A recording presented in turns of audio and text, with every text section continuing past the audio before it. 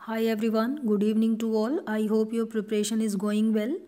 आज वाली क्लास में मैं चैप्टर कोऑर्डिनेशन कंपाउंड्स के कुछ मोस्ट रिपीटेटिव क्वेश्चन लेके आई हूँ जो बोर्ड में बार बार देखे गए हैं। ठीक है, तो वही वाले क्वेश्चन आज हम प्रैक्टिस करने वाले हैं और एज़ यू नो कि कुछ सिंपल ट्रिक्स के साथ जो कुछ सिंपल वे मेरे पास है मैं आपके साथ वो शेयर करने वाली हूँ ताकि आप इन क्वेश्चंस को ईजिली टैकल कर लें। ठीक है, तो चलिए देखते हैं फर्स्ट क्वेश्चन हमारे पास क्या है। और क्वेश्चन दिया हुआ है कि आपके पास 1 मोल है, ये कॉम्प्लेक्स दिया गया है CrCl3 and having 6 mole of water. जब ये कॉम्प्लेक्स AgNO3 से रिएक्ट करता है तो यहाँ से 2 मोल ऑफ AgCl बनते हैं। ठीक है, इसके क्या बन जाते हैं, 2 मोल ऑफ AgCl बनते हैं। तो the structural formula of the compound, इस कंपाउंड का स्ट्रक्चरल फॉर्मूला क्या होगा आपको वो आइडेंटिफाई करना है। देखिए ये क्वेश्चन है आपका वर्नर थ्योरी से।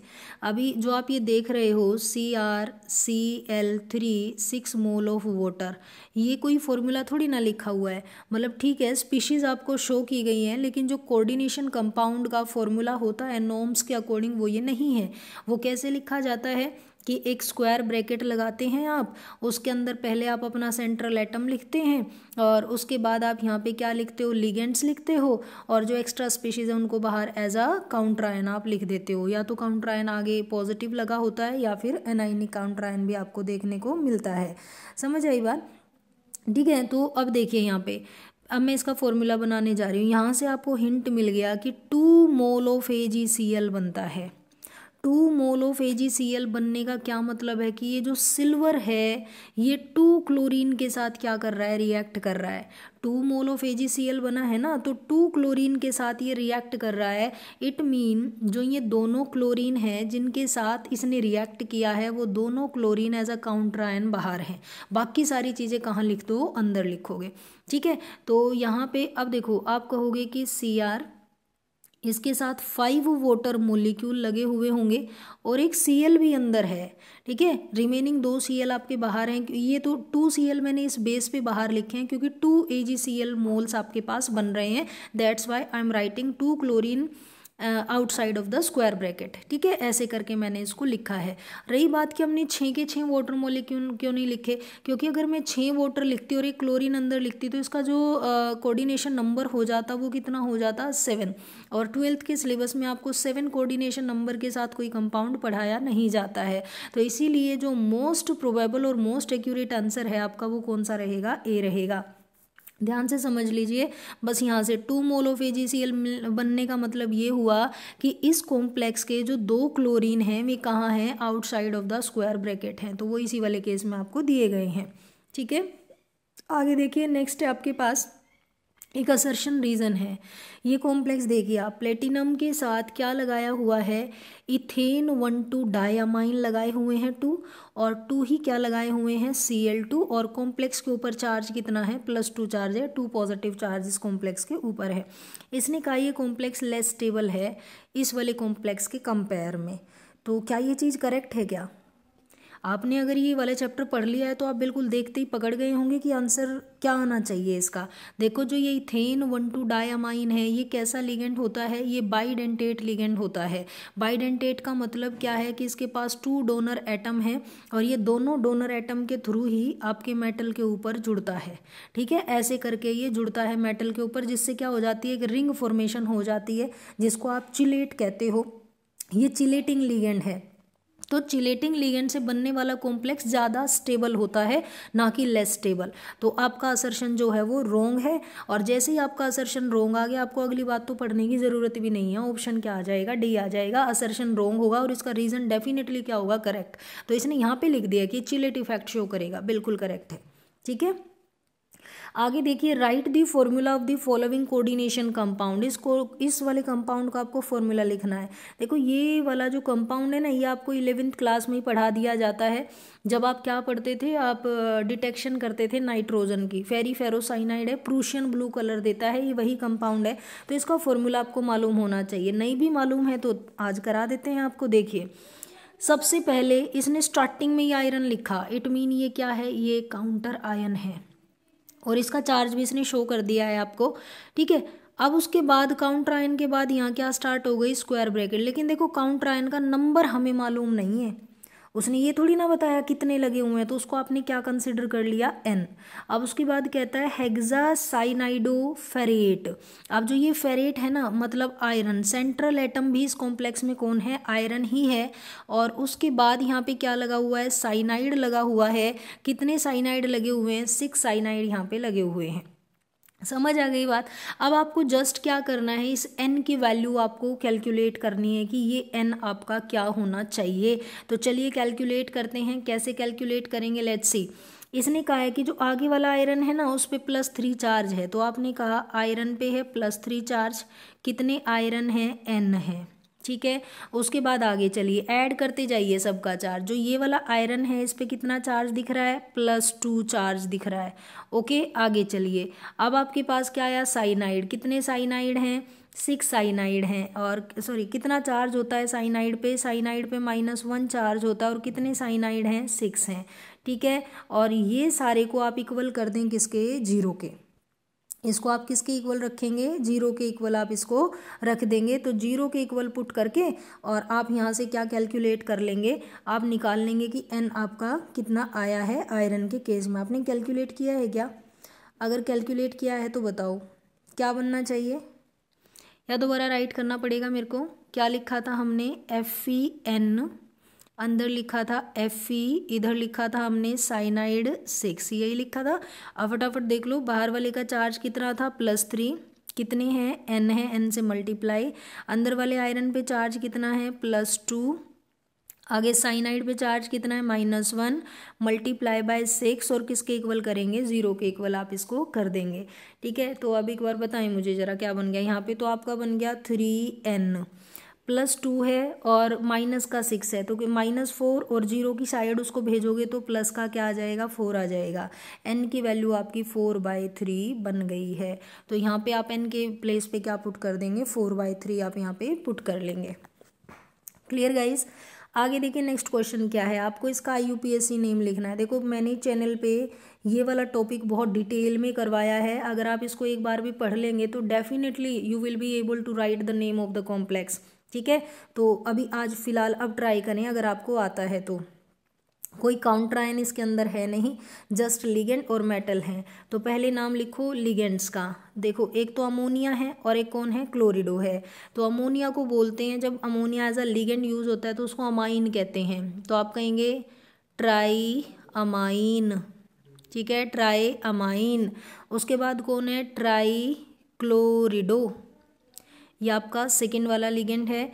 उसके बाद कौन आएगा, मेटल। मेटल का नेम क्या है, क्रोमियम, क्योंकि जो आपका जो कॉम्प्लेक्स है वो न्यूट्रल है, क्रोमियम। और मेटल का नाम लिखने के बाद आप यहाँ पे पैरेंथेसिस में ऑक्सीडेशन नंबर लिख देंगे जो कि 3 आएगा, ठीक है।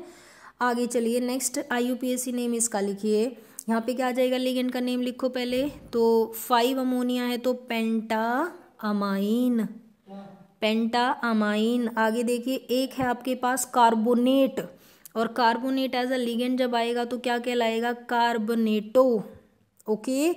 आगे अभी मेटल का नाम लिखना है, मेटल कौन सा है, कोबाल्ट, ओके। क्योंकि आपका जो कॉम्प्लेक्स है वो कैटाइनिक है तो नाम सेम रहेगा। कोबाल्ट के साथ पैरेंथेसिस लगा के उसकी ऑक्सीडेशन स्टेट, और बाद में आपके पास नेगेटिव काउंटर आयन जिसका नाम क्या है, क्लोराइड, ऑक्सीडेशन स्टेट 3 आएगी, आप कैलकुलेट कर लेना।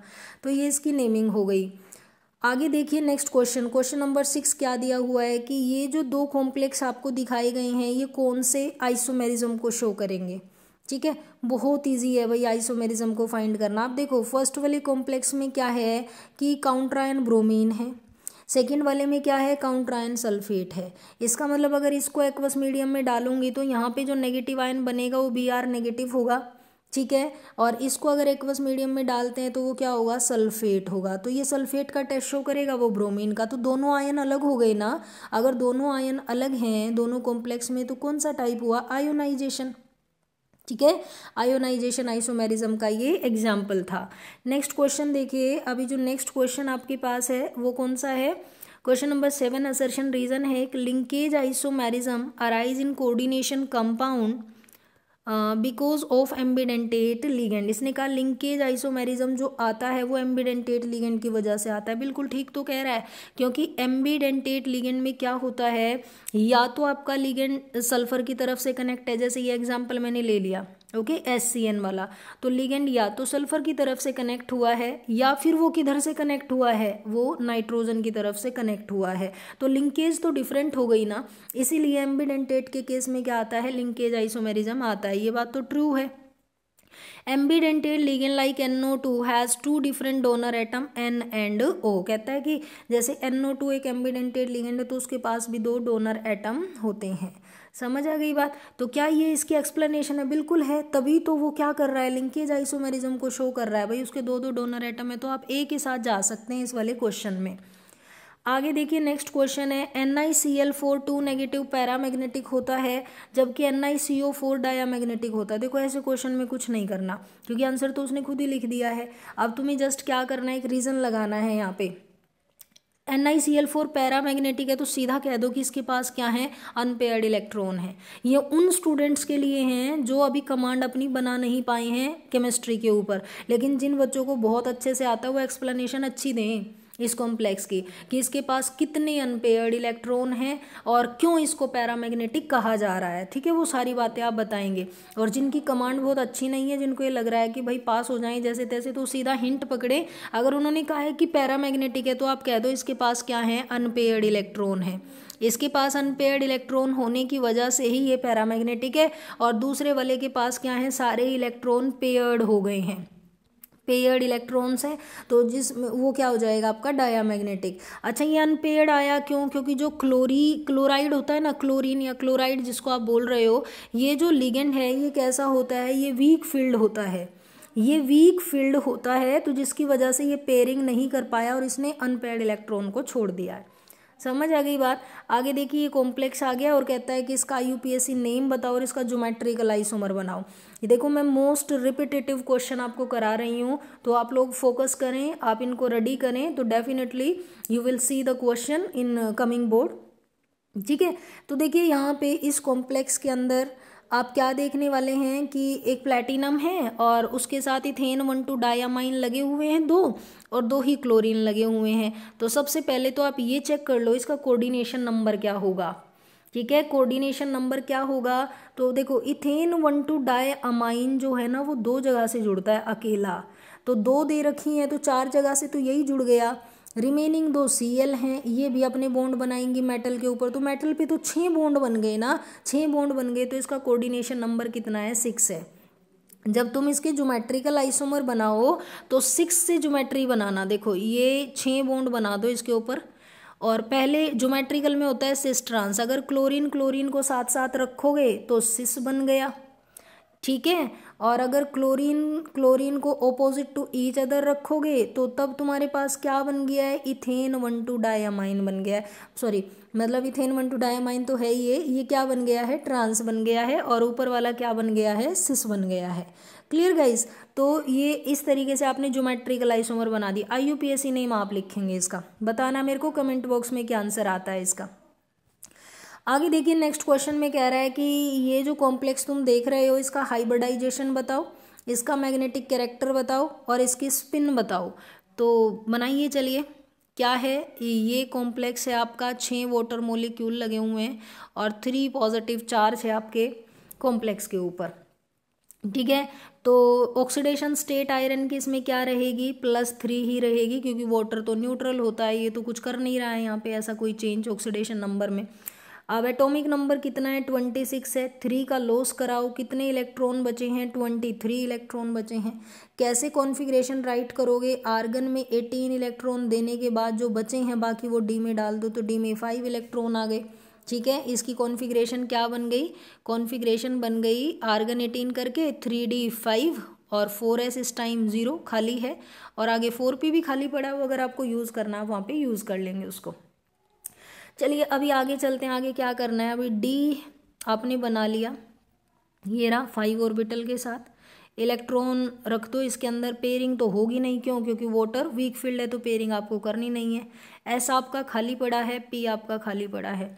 लेकिन देखो आपके 6 लिगेंड आने वाले हैं और ऑर्बिटल आपके पास हैं सिर्फ 4। जो फ्री ऑर्बिटल्स हैं वे कितने हैं, ये 4 ही तो हैं। तो आपको क्या करना पड़ेगा, अब बाहर वाले डी को यूज़ करना पड़ेगा। बाहर वाला कौन सा, 4D, ये तो 3D है ना, आगे जो डी आने वाला है वो कौन सा होगा, 4D। तो 2 ऑर्बिटल्स आपने उसके यूज़ कर लिए।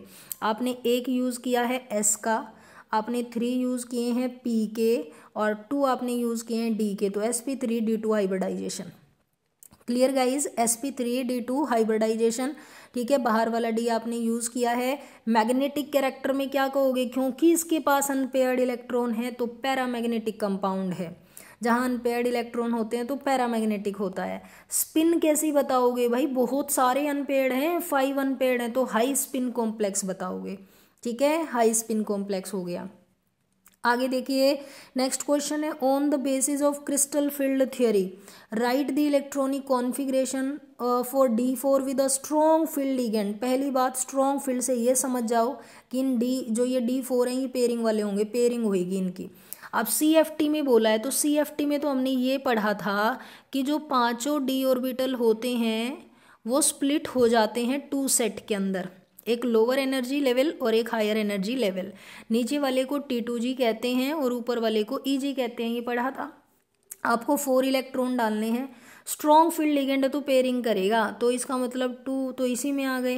देखो दोबारा बना रही हूँ, T2G यहाँ बना रही हूँ, नीचे 2 यहाँ पे आ गए और 2 आपके यहाँ पे आ गए, पेयरिंग होती जा रही है। ठीक है, तो पेयरिंग हो जाएगी, आप कहेंगे T2G में ही आ जाएंगे सारे इलेक्ट्रॉन।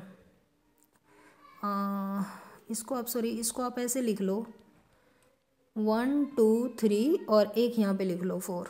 ठीक है, ऐसे करके लिख लो। बेसिकली मतलब T2G 4 बन जाएगा आपके पास पेयरिंग होने के बाद। ओके, आगे देखिए, using VBT valence bond theory predict the hybridization magnetic character of this complex. अब देखो ये तो आप करोगे क्योंकि अभी मैंने ये क्वेश्चन करवाया है, क्वेश्चन नंबर 10 आपको कराया है, उसके अकॉर्डिंग आप इस क्वेश्चन को भी कर लेंगे। इसका भी आंसर आप मेरे को कमेंट बॉक्स में देंगे कि जो NiCO4 है इसका हाइब्रिडाइजेशन क्या आया है और इसका मैग्नेटिक कैरेक्टर क्या आया है। ठीक है स्टूडेंट्स, आगे देखिए, नेक्स्ट क्वेश्चन है, why a solution of hexa aqua nickel 2 is green while hexa cyanido nickelate is colourless. ये वाला तो ग्रीन कलर है, ये कलरलेस है। देखो इसका भी डायरेक्ट है, जो चीज़ कलर शो करती है ना, it mean it has unpaired electrons.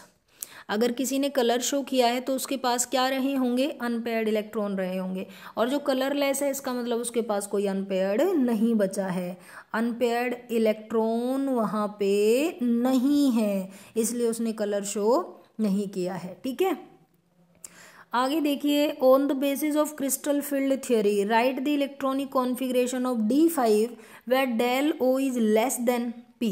Del O क्या होता है भाई, जो ये 2 लेवल बनते हैं ना जिसको आप T2G और EG कहते हो, इनके बीच के एनर्जी गैप को CFSC को ही हम डेल O कहते हैं।